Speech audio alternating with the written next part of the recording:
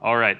So I'm standing between a room full of developers and an urn full of coffee, so I will endeavor to stay on time here. So, hello everyone. My name is Fred, and I work for IBM at the Center for Open Source Data and AI Technologies. Prior to that, I worked for IBM at the same place with a different name, the Spark Technology Center. And before that, I worked for IBM Research for 9 years. Now, the Center for Open Source Data and AI Technologies is an open source lab located in the IBM Watson West building in downtown San Francisco. We work on the foundational open source technologies that underlie broadly the enterprise AI ecosystem, and in particular, IBM's products and services in that area. And one key number to point out is here, we have 36 open source developers in our organization working full-time on building open source, contributing to open source, evangelizing open source. And actually, we're looking to increase that number. But already, by the way, talk to me if you're interested. That's already a lot of open source developers. I mean, 36 people. Or is it? Well, if you look across all of IBM, and in particular, if you look at IBMers who are active contributors to open source projects, and you define that as IBMers who in 2018 have contributed code, gotten code checked into an open source project on GitHub, you can see that our 36 developers are actually a small slice of a very large pie. And that whole pie itself is actually a small slice of an even larger pie.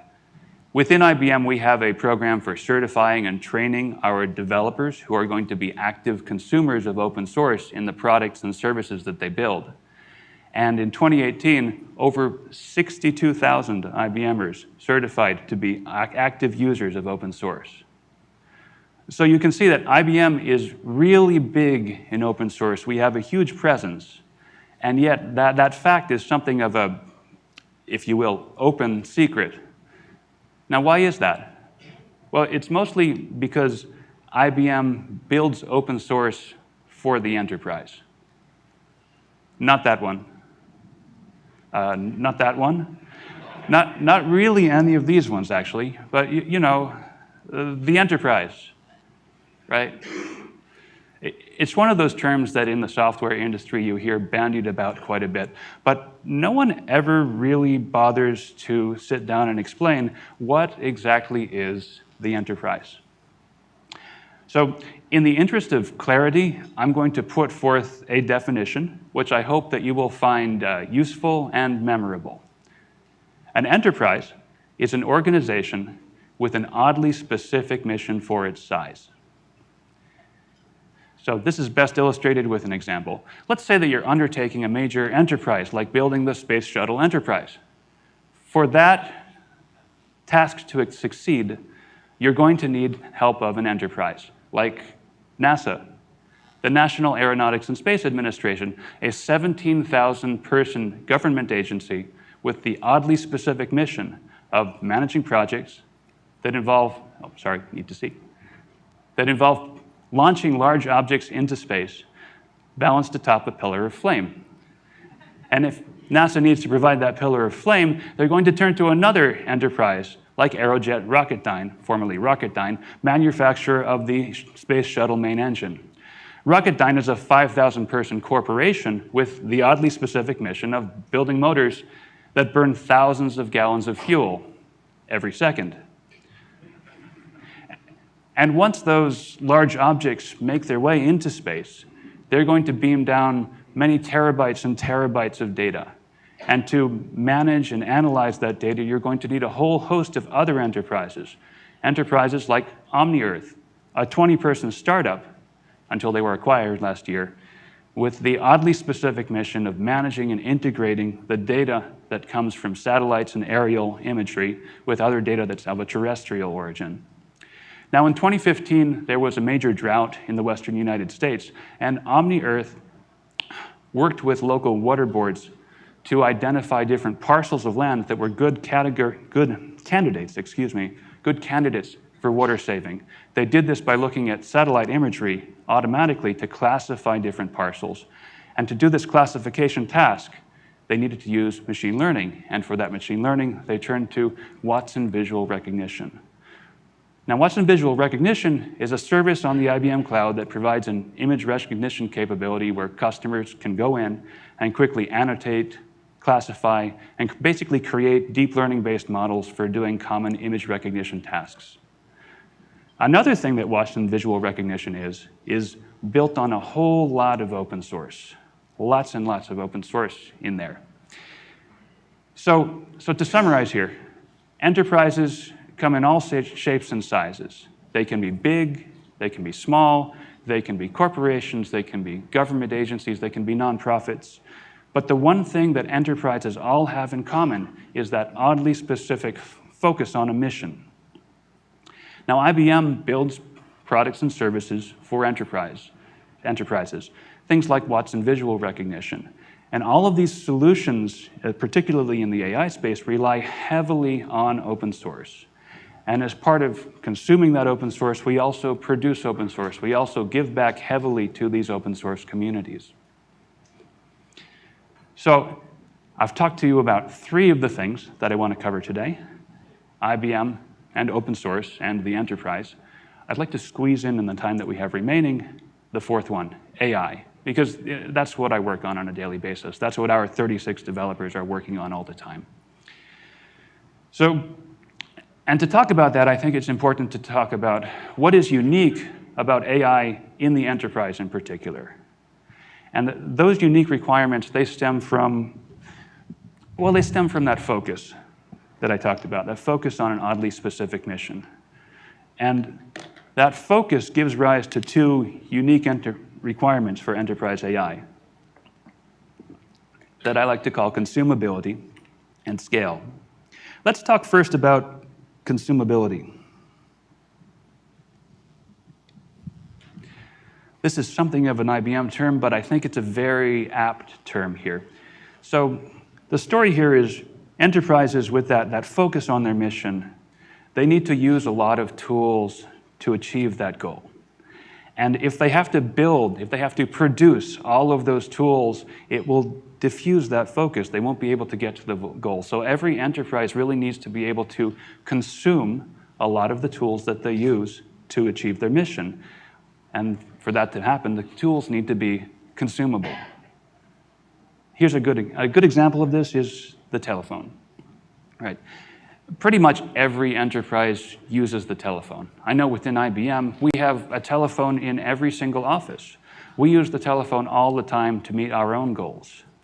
And yet, IBM is not a phone company. Now, if we want to make AI as consumable as the telephone, as ubiquitous in the enterprise as the telephone, we need to get it to that same level of ease of use so that a company or an organization can use AI without having to be an AI company. Now, a lot of what IBM is doing in terms of consumability is happening out in the open. And I'm going to give a shout out here to several interesting examples. But this is, of course, not the whole gamut of what IBM is doing in the consumability of AI space. Just 3 different examples. First off, there's the IBM Code Model Asset Exchange, which you can actually see demonstrated at the IBM table back there. This is a part of the IBM Code site, developer.ibm.com, where we have put together a collection of best-of-breed, deep learning, open source, completely free models. And we've taken them and carefully vetted all the IP, and we've wrapped them up in a consistent format so that they're quickly and easily deployable with a very similar API. And basically, an enterprise application developer can get up and running with any of these models in about 30 seconds and basically be serving results in 30 seconds. And an enterprise data scientist can take the models that we've made trainable and can, in minutes, be training a custom model using the open source Fabric for deep learning. And speaking of the Fabric for deep learning, that's another IBM open source project that we're happy to have released just this year. Fiddle, as we like to call it, is a a system that allows administrators of large systems working in the enterprise to quickly and easily deploy state-of-the-art tools for doing distributed training and end-to-end lifecycle management of deep learning models. Fiddle is also the open source core of IBM, the IBM Cloud's Watson machine learning, deep learning training service. And we also use Fiddle very heavily within IBM Research for training novel kinds of models. And speaking of IBM Research, another piece of open source technology aimed at that consumability need that's come out of IBM Research is Apache SystemML, which used to be an IBM Research asset. SystemML is aimed at allowing researchers and machine learning developers to quickly and easily prototype novel kinds of machine learning algorithms. SystemML provides a high-level language to make algorithm development easy, and a sophisticated optimizing compiler that turns algorithms written in that language into very efficient and highly scalable execution plans. And speaking of scalability, well, let's speak about scalability for the moment. Enterprises, in their focused march towards that oddly specific mission, often will deploy economies of scale. And when we're talking about artificial intelligence, these economies of scale can be in terms of people, having a large team of data scientists all working on the same problem. They can be in terms of data, leveraging massive amounts of data to train better models, or they can be in terms of leveraging hundreds of racks of compute, all focused at the same oddly specific problem. For all of these different kinds of scale, IBM has been releasing open source technology that we use in our own products and services to help enable this scale with our own enterprise clients. One of these is Jupyter Enterprise Gateway. This is technology that we developed internally to meet a need that we had in terms of scaling our clients' data science teams. One of the important barriers to getting a large data science team working effectively together is the need of all the data scientists to be able to run interactive notebook environments on top of a large shared infrastructure and to maintain the security and the integrity of that infrastructure at the same time. What Jupyter Enterprise Gateway does is it allows many data scientists to run Jupyter kernels remotely on a shared cluster while still maintaining the enterprise-grade levels of security and authentication. We use Jupyter Enterprise Gateway heavily within multiple different IBM products and services. And also, since it's become open source, it has just recently become a top-level Jupyter project. So we're very proud to have that been announced a couple weeks ago. Now, Jupyter Enterprise Gateway, as I said, is used widely within many different IBM products and services, and it is especially important for those services that embed Apache Spark, which brings me to Apache Spark. Another area, another open source project where IBM is both a major consumer and a major producer. IBM has closed out over 1,000 JIRAs within Apache Spark. We've contributed about 60,000 lines of code. We currently have 4 committers on the project. IBM is really big into Apache Spark. We have a long list of products and services that use Spark. And it's the go-to solution within IBM and really across a lot of enterprises for when you need to churn through a huge amount of data, analyze that data, and then train a large-scale machine learning model. And when you want to deploy that model into production, well, then there's Apache OpenWhisk, a large code base that IBM recently donated to the Apache Incubator, which provides a serverless framework. Apache OpenWhisk allows users to take functions or complex functions like machine learning models and quickly and easily deploy them and make them run at basically arbitrary scale. And without having to worry about what server each of these functions is running on. This is a very powerful technology. Makes things that used to be very hard to do in machine learning very easy to do. Makes it easy to manage complex machine learning workflows in production. We actually have a demo of this running at the IBM booth. I'd encourage you to stop by if you'd like to learn more. But basically, OpenWhisk is a really exciting new technology to come out of IBM and that we're happy to donate to the open source community. Now you'll notice, by the way, this is the 3rd Apache project that I've mentioned, and that's not a coincidence. Even within my own small slice of the pie, We have committers on 6 different Apache projects. And more broadly, IBM has a long and very positive relationship with the Apache Software Foundation.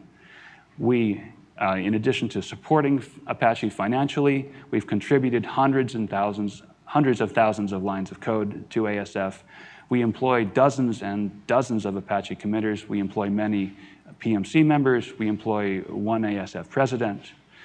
Apache is really important to the way that IBM does open source. And so I'm really honored to be able to speak today at the ApacheCon conference. So thank you very much for spending the last 15 minutes with me. I hope that you've learned something interesting about enterprise AI. I'll be at the IBM booth for the rest of the day if you'd like to talk some more. But thank you so much, and let's get some coffee.